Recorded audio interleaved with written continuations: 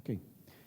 Muito bom dia a todos que estão presentes para juntos celebrarmos culto ao Senhor. Eu sempre vejo pessoas diferentes, então, se você é dos diferentes que chegou e está conosco pela primeira vez, seja muito bem-vindo.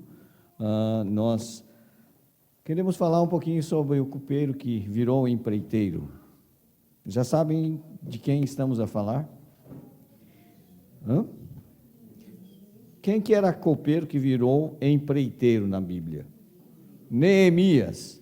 Ele era copeiro aonde? Eu sei, copeiro do rei, mas que rei era esse? E que país era esse, ou nação? A Pérsia. Ele era copeiro do rei Artaxerxes da Pérsia. Agora, o Neemias, na verdade, ele era judeu, né? Então, mas o que ele estava fazendo na Pérsia? Ele estava exilado. Lembra-se que por causa do pecado, da idolatria do povo, da imoralidade e corrupção, o povo foi levado cativo para Babilônia, não é? Lembram-se da história de Daniel, seus amigos, não é? O povo foi levado cativo para Babilônia e depois Jerusalém foi destruída, o templo foi saqueado, tudo que era de mais sagrado no templo foi levado para a Babilônia. Depois o império da Babilônia caiu e surgiu o império persa. Nessa altura, até alguns judeus foram autorizados a voltar para Jerusalém. Neemias, ele está servindo na corte do rei persa como copeiro. Às vezes a gente tem uma ideia de copeiro como serviçal, subalterno, etc. Não era o caso. O copeiro era uma função muito, muito nobre e de absoluta confiança do rei, porque o copeiro era a única pessoa que poderia matar o rei por envenenamento, porque ele tinha que provar tudo que era servido para o rei. Então, o Neemias era alguém que vivia na presença do rei e da rainha, zelando pelo seu bem-estar. Era um cargo como hoje seria de secretário de Estado ou coisa do gênero, não era qualquer cargo. Diz a história de Neemias que ele foi visitado por um dos seus irmãos e ele perguntou como é que estava o povo que estava lá na província, no caso da Judéia e no caso de Jerusalém, e ele soube então que Jerusalém tinha os muros derribados e as portas queimadas. Aquilo cortou o coração, principalmente porque isso significava que o povo estava muito humilhado em relação às nações vizinhas, estava com moral muito embaixo, não é? E estava num estado muito lastimável em termos de miséria. É interessante que Neemias começa a orar. Diante disso, ele chora na presença de Deus e ele começa a orar. Veja bem, ele está numa posição confortável, mas ele é alguém capaz de se compadecer com os seus irmãos que estão numa situação de vulnerabilidade e sofrimento. Às vezes, nós esquecemos-nos de que somos privilegiados, estamos na nossa zona de conforto, temos tudo e mais alguma coisa. Por mais que você diga que nós temos passado por lutas, porque a economia anda mal, a inflação está aí, etc., os salários são baixos e tudo, a manutenção, a renda é alta, mas se você comparar o padrão de vida que se vive aqui em Portugal com outras situações, você vai ver que você é um privilegiado, mesmo. Você vai dar muito graças a Deus em vez de murmurar. Mas no caso de Neemias, ele vivia numa situação privilegiada e sabia que os seus patrícios, seus irmãos, estavam vivendo numa situação de extrema miséria, vulnerabilidade e se sentindo muito mal diante das nações vizinhas. Ele chora na presença de Deus. E ele sabe que tudo aquilo era consequência do próprio pecado e ele não atribui responsabilidade a outro, mas ele assume também a sua parte de responsabilidade. Se você é parte do problema, você deve ser parte da solução. E ele começa a orar, e não foi aquela oraçãozinha que a gente faz ao pequeno almoço, foi aquela oração realmente que ele se jejuou e orou, e ele ficou em oração por 3 a 4 meses, até que Deus lhe deu a visão. Eu queria falar sobre como é que você pode empreender de forma coordenada com base nesta história. Neemias foi um homem que teve êxito, mas ele teve êxito porque ele tinha algumas coisas que são imprescindíveis para qualquer pessoa fazer qualquer tipo de empreendimento na sua vida. A primeira coisa que ele teve foi a visão. Um líder é preciso que tenha visão. E Neemias, a primeira coisa que ele teve foi a visão, e esta visão foi colocada por Deus no coração como resultado de oração. Não é à toa que Neemias teve a visão do que ele poderia e deveria fazer, o que Deus estava chamando a fazer. Você pode abrir a sua Bíblia no livro de Neemias. Nós vamos tratar de vários aspectos, mas queria me fixar no capítulo 2, o verso 11 em diante. Já pega ele chegando a Jerusalém, aqui, capítulo 2 de Neemias, no verso 11, dizendo: cheguei a Jerusalém, onde estive 3 dias. Ou seja, ele saiu da corte do rei persa, da sua zona de conforto, e foi para o campo de trabalho, não é? Cheguei a Jerusalém, onde estive 3 dias. Versículo 12: então à noite me levantei, e uns poucos homens comigo. Não declarei a ninguém o que o meu Deus me pusera no coração para eu fazer em Jerusalém. Ele já tinha no coração a visão. Isso é muito importante. Todo o projeto começa com uma visão. Aquilo que Deus colocou no coração. Não foi ideia dele. Não foi alguma coisa que ele quis. Foi Deus que colocou no seu coração. Ele tem uma convicção, quando ele chega a Jerusalém, que Deus colocou no seu coração o que devia ser feito ali. Senão ele não teria saído da corte persa, ele não teria ido para uma zona potencialmente de conflito e saído da sua zona de conforto. Deus colocou no seu coração a visão. Antes de você fazer qualquer coisa, você tem que orar. E você tem que pensar, é isso que Deus colocou no meu coração, não é? Ele orou, você pode ver lá, 1:4 diz que ele orou, ele assim, tendo eu ouvido essas palavras, assentei-me, chorei e lamentei por alguns dias, estive jejuando e orando perante o Deus do céu. E pelo texto você vê que a oração dele não foi aquela relâmpago, como eu disse, ele ficou orando de 3 a 4 meses, ele ficou na presença de Deus, não é? E Deus deu então a visão. A visão é que ele era a resposta para a sua própria oração. Lembra quando a gente fala assim, rogai ao Senhor da seara que mande trabalhadores para a sua seara? Tu podes orar, mas pode ser que Deus fale assim, olha, tu és o obreiro que eu quero enviar para a seara. E aí, como que tu vais fazer? Ele fez, ele pegou e foi. E ele chegou em Jerusalém, descansou, e ele se levantou à noite, mas ele não tinha falado para ninguém. Veja bem, visão é uma coisa que nós devemos falar no momento certo. Às vezes Deus coloca a visão no seu coração e você se precipita e começa a falar. Aí pode comprometer todo o projeto. Então, é um momento certo. Naquele momento ele não tinha falado para ninguém o que Deus colocou no coração dele que ele devia fazer em Jerusalém. Mas, se você tem a visão de Deus, que é aquilo que Deus quer realizar, você também vai ter que ter a visão da realidade a ser trabalhada. Porque uma coisa é você ter um projeto, outra é onde você vai desenvolver esse projeto. É preciso conhecer a realidade onde Deus quer que você faça a intervenção. Olha só, o versículo 12 que ele se levantou à noite, e uns poucos homens comigo, 2:12, não é? Eu estou a ler. Não declarei a ninguém o que meu Deus me puseram no coração para eu fazer em Jerusalém. Não havia comigo animal algum, senão que eu montava. De noite saí pela porta do vale, para o lado da fonte do dragão, e para a porta do monturo, e contemplei os muros de Jerusalém, que estavam assolados, cujas portas tinham sido consumidas pelo fogo. Passei a porta da fonte e ao açude do rei, mas não havia lugar por onde passasse o animal que eu montava. Subi à noite pelo ribeiro, contemplei ainda os muros, voltei, entrei pela porta do vale e tornei para casa. Aquela noite ele passou a inspecionar o que a obra exigiria de intervenção. Eu não sei se ele levou um bloco de notas, se fosse hoje ele tiraria fotos de telemóvel, tirava medidas, estava lá com o agrimensor para fazer o levantamento do terreno. Eu sei que ele precisava de ter uma visão da realidade. Sabe, nós precisamos diagnosticar qual é a realidade que temos que intervir, para a gente saber que tipo de ação nós devemos fazer no terreno. Então, ele era um empreendedor a sério, não é?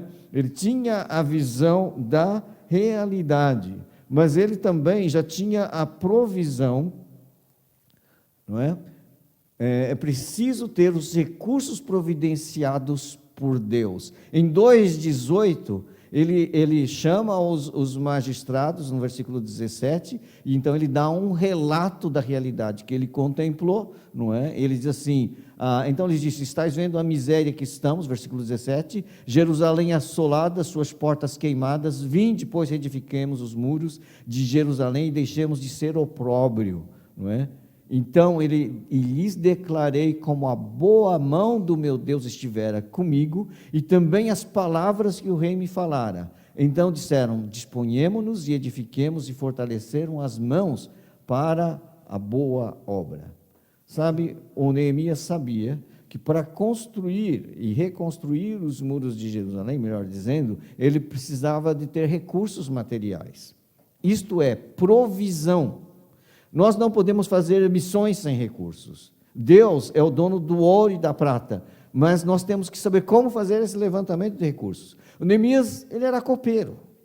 O copeiro, apesar da função elevada que tinha, ele era um escravo. Ele não era dono de nada, mas ele era amigo do dono, que é o Senhor, que é o dono do ouro e da prata. Mas também era amigo do dono humano, que era o rei Artaxerxes. Olha só, o versículo 2, 7, capítulo 2, versículo 7, quando ele estava na presença do rei e pediu licença para ir para Jerusalém, ele acrescentou, e ainda disse ao rei, se ao rei parece bem, deem-se-me cartas para os governadores da além de Eufrates, para que me permitam passar e entrar em Judá. Versículo 8 agora, como também carta para Asaf, guarda das matas do rei, para que me dê madeira para as vigas das portas da cidadela do templo, para os muros da cidade e para a casa em que deverei alojar-me. E o rei mas deu, porque a boa mão do meu Deus era comigo. Está vendo? Ele provê recursos, ele não vai lá de mãos a abanar, ele não é um aventureiro.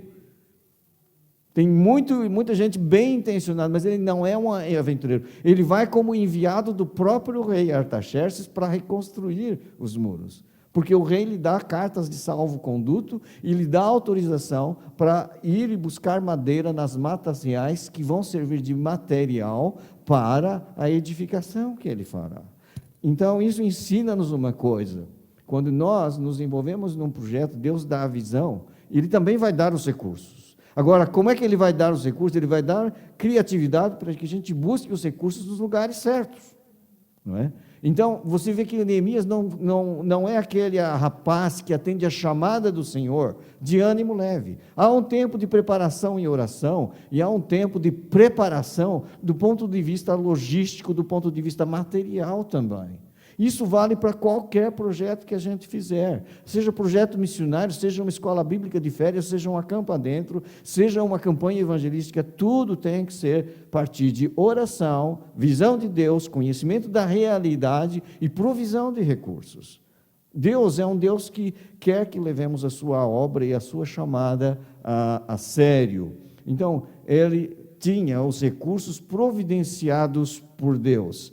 A outra coisa que é importante para que nós tenhamos êxito é uma boa comunicação da visão. É exatamente isso que ele está fazendo com os líderes, os magistrados e todo o povo. Ele mostra a situação, mas ele diz, Deus deu os recursos, o rei permitiu que eu viesse. Então, ele já apresenta, aí sim, a visão do projeto. Vamos reedificar os muros de Jerusalém. É isso que está deixando-nos vulneráveis aos nossos inimigos, é isso que tirou o nosso orgulho de sermos povo de Deus, então vamos reconstruir e deixar de ser uma vergonha, deixar de ser objeto de escárnio das nações. Então, ele ergue o moral da tropa, ele motiva as pessoas com uma comunicação clara da vontade de Deus e da visão que Deus colocou no seu coração. É muito importante que haja uma boa comunicação da visão. Isso é muito importante. Então, se, por exemplo, você é um pai de família, você está exigindo que a família economize, etc., para quê? Qual é a visão? Para onde vocês caminham? Se você é um líder de departamento na igreja, que tem um projeto que tal, apresentou para a igreja e tal, apresenta para a sua equipa, não é? Então, é muito importante que todos estejam altamente motivados e compreendendo qual é a visão que Deus colocou no coração.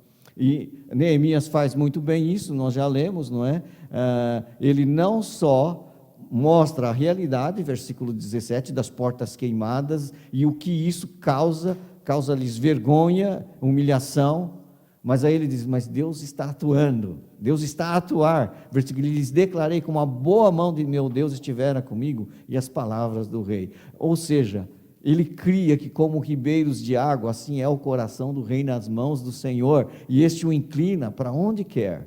E Neemias orou e falou com o soberano da Pérsia, que era o homem mais poderoso da época, e o soberano da Pérsia não só deu-lhe licença por um período determinado que ele teve que, veja bem, ele também tinha um alvo mensurável, tinha que ser feito dentro de um determinado tempo, porque ele teria que voltar para a Pérsia, mas ele tinha alvo mensurável, tinha os recursos, tinha a visão, e agora partilha a visão, motivando, então, quem vai estar envolvido. Então, quarta coisa que a pessoa precisa ter para ser um empreendedor bem-sucedido é uma boa comunicação da visão. A quinta coisa é uma boa organização do trabalho em equipa ou em equipas. Aquilo não era um trabalho para um grupo pequeno de pessoas, era um trabalho para muita gente. Você não precisa ler agora, e não vamos ler agora, mas o capítulo 3 é um capítulo que parece ser chatinho de ler. Por quê? Na verdade é uma descrição de como ele organizou as diferentes equipas, às vezes por famílias, por ofício, por região onde moravam, de onde vinham, e ele dividiu o muro em frações para cada equipa encarregar-se da edificação, da colocação das portas, dos ferrolhos, dos batentes, tudo.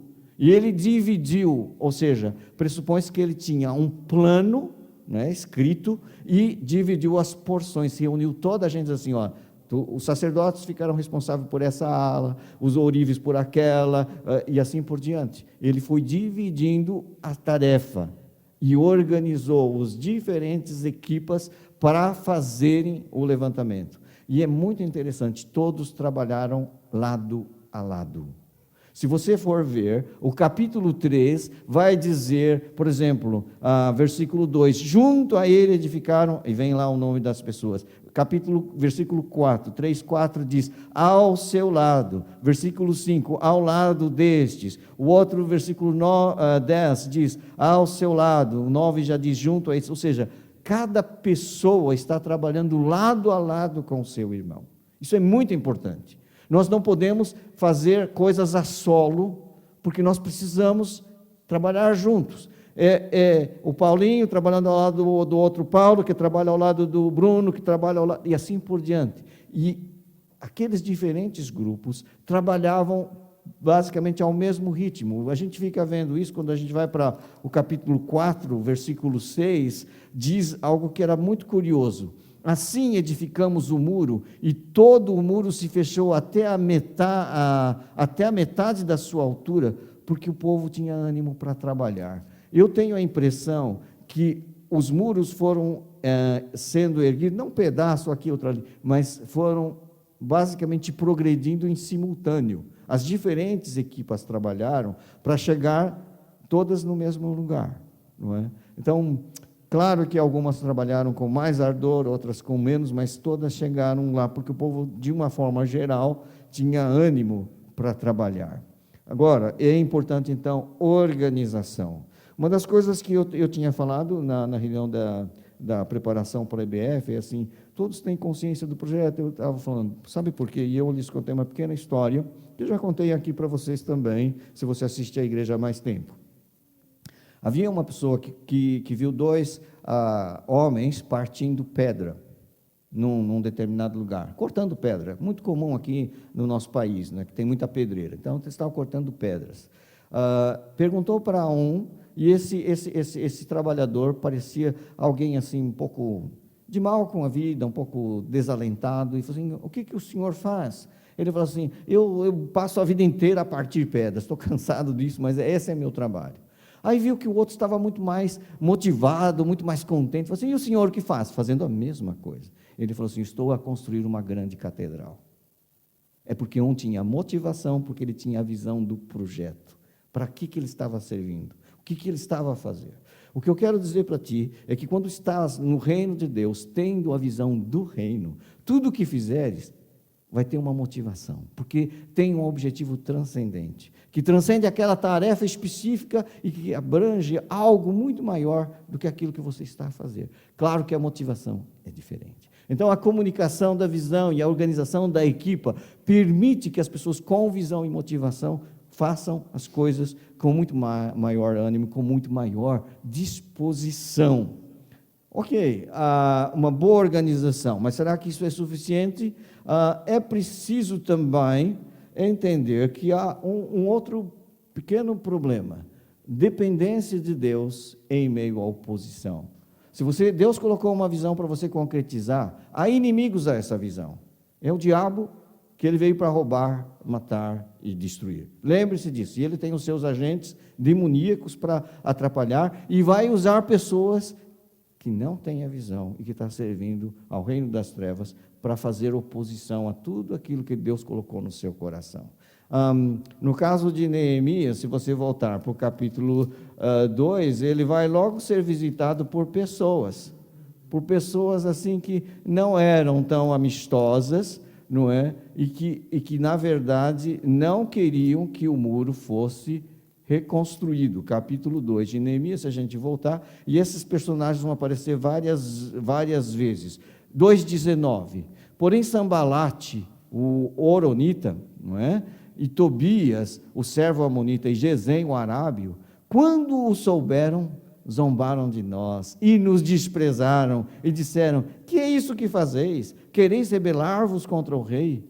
Então lhes respondi: o Deus dos céus é que nos dará bom êxito. Nós, seus servos, nos disporemos e reedificaremos. Vós, todavia, não tendes parte, nem direito, nem memorial em Jerusalém. Se você quer fazer algo para o Senhor, conte com oposição. Conte com oposição. Mas lembre-se que a oposição não deve te demover da convicção de que deves trabalhar com determinação, com dedicação, com motivação. A oposição muitas vezes vem de onde você menos espera. A oposição vem às vezes do próprio estado do seu coração, que às vezes quer desanimar, quer desistir, quer desfocar. Não permita.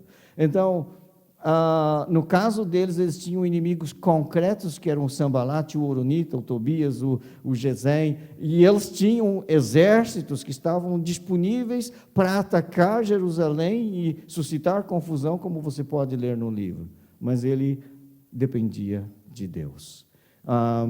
Se você pode ver isso em Neemias capítulo 4, versículo 4, diz: ele ora quando sabe que eles vêm para, vindo uma raposa derribará o seu muro de pedra, é o que diziam os inimigos, capítulo 4, verso 3, no capítulo 4 ele ora: ouve, ó nosso Deus, pois estamos sendo desprezados, cai o seu opróbrio sobre a cabeça deles, e faze que sejam despojo numa terra de cativeiro, e assim por diante.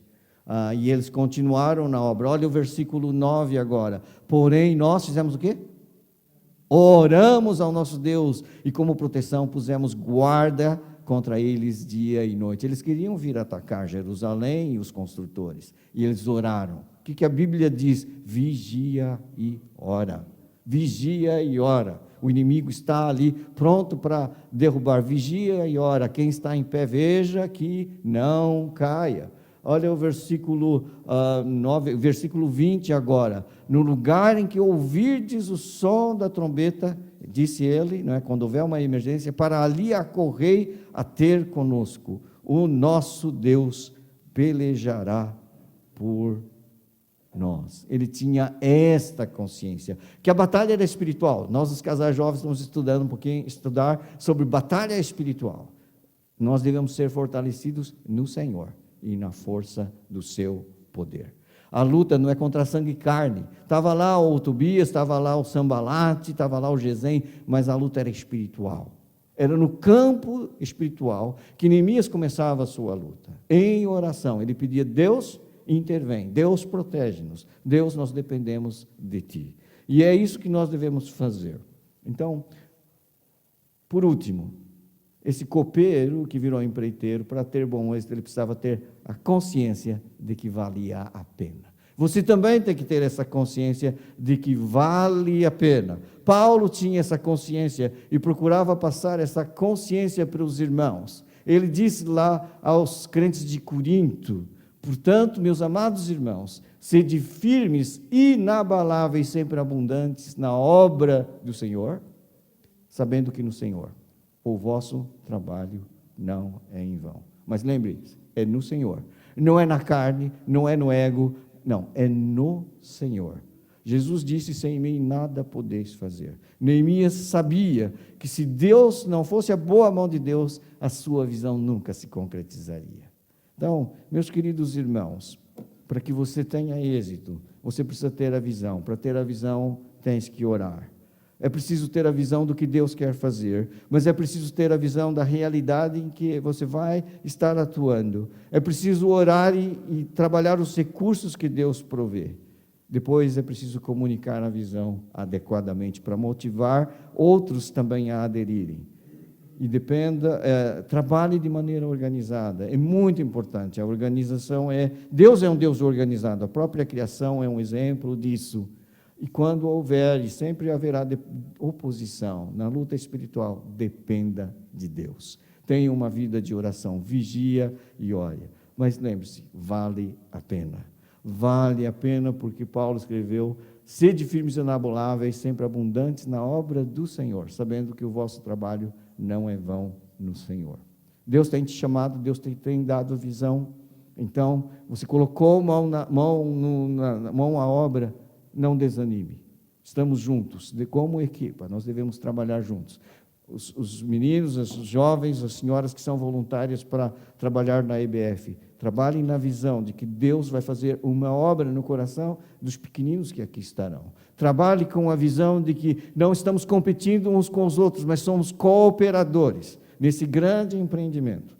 Que nós possamos realmente ter a visão do que Deus está a querer fazer através das nossas vidas e que possamos trabalhar motivados, possamos trabalhar com oração e vigilância. Deus está provendo recursos. Uma das formas de Deus prover recursos para a EBF é você olhar a lista ali, ver o que falta, dizer assim: vou doar a courgette que não tem, vou doar esse legume que não tem e tal, e nós vamos ter todas as necessidades supridas. Lembre-se disso. As ofertas que foram levantadas são um momento de fazer a provisão. E quero dar uma boa notícia para vocês.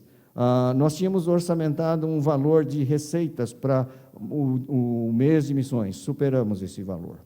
Nós tínhamos uma expectativa média do que daria o almoço missionário. Superou-se essa expectativa. Nós tínhamos uma boa expectativa em relação àquela espontânea vendinha de missões, que você doou, trouxe, fez coisinhas, deu um bom dinheiro para missões. Nós já enviamos, a nossa tesoureira já enviou a verba anual do PEP, sabe? Então, essas suas ofertas, esse esforço já está sendo canalizado para se transformar em salário dos professores do PEP, merenda para as crianças lá. Você está junto nisso. É a forma que Deus provê para concretizar a visão. Lembre-se disso. Então, o vosso trabalho, a vossa oferta, a vossa oração não é em vão no Senhor. Portanto, arregacemos as mangas e trabalhemos com a visão certa, a motivação certa, com a oração. Deus vai abençoar a sua vida e a vida do povo dele, onde quer que esteja. Que Deus nos abençoe. Nós vamos nos colocar de pé e terminar cantando "Se minha vida, ó Deus de poder". Convido o grupo de louvor.